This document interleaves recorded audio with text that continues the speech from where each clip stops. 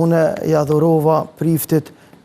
flamurin e UÇK-s me emblemen kombëtare tonën, si shaj mirënjohje që t'ja boj me dijet e gjithve se ne për atë dhe jemi bashk,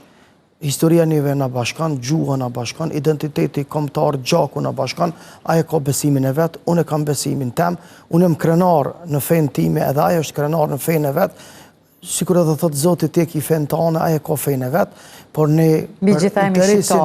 për interesin kombëtar jemi bashk, e kemi vërtetu gjithmonë, falë Zotit që 700 vite jemi me diverzitete fetare, por kumbi në ka bashku, gjuha në ka bashku, edhe absolutisht nuk bie ndesh kjo. Ne pikrisht jemi të aso shkollët e rilindazëve tanë, të Sami Frashërit, Jani Vretës e Pashkovasës,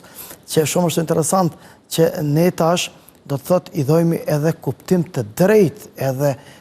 jetës, po edhe fjalëve të tyre, edhe qëndresës heroike të tyre. Edhe unë i thasha dit, unë këtu pendi vetën si kur t'jam Ismail Qemajli për balë meje Lujgjë Gurakuqi. Ose për shambull kemi rastin historik që shumë pak potencohet edhe ju shkam për shtati pas taj këtyre islamofobëve, Allah ju dhëzovët se unë nuk kam urrejtje ndaj tyne, por ata është diskursin që e kanë me urrejtje dhe me mlef që mrapa kësaj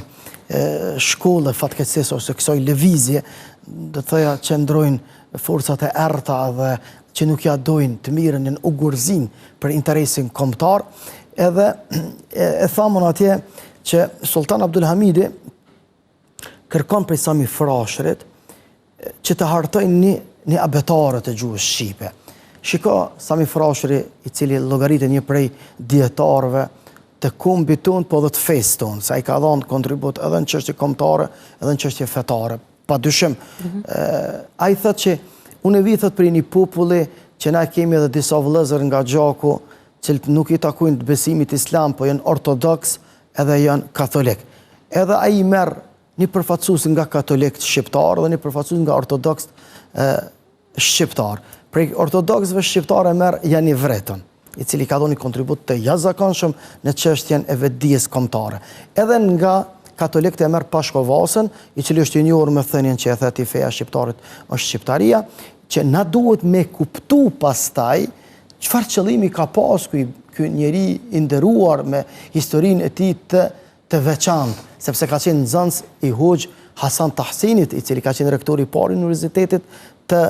Stambollit të kohës. Ai thotë se në atë kohë edhe shqiptarët musliman, edhe shqiptarët katolik, edhe shqiptarët ortodoks, fejnë e kanë pas në prioritet. Sakrifica e tyre për fejnë para 120 vite ka qenë shumë më e madhe. Çështja kombëtare është dashur mu zgju, e ka dashur me thonë Pashkovasa, sikur ju që jepni përparësi fesë, ju muslimanët islamit, e ju të katolicizmit, e ju ortodoksizmit, ju duhet të gjithë se një vëllezër të një gjakut, duhet tash ta ngritni shqiptarin në rëndësinë e saj, sikur se e ngritni fenë. Edhe shqiptarët ta kenë atë dhe dashurin të njëjtën dashuri si kur e kanë ndaj fesë.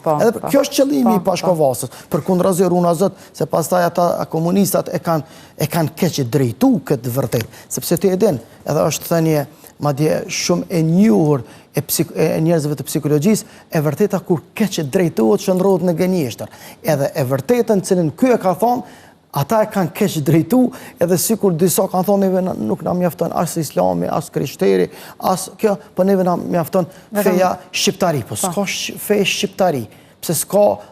gjermani gjermani, ose italiani. Ata nuk e kanë problem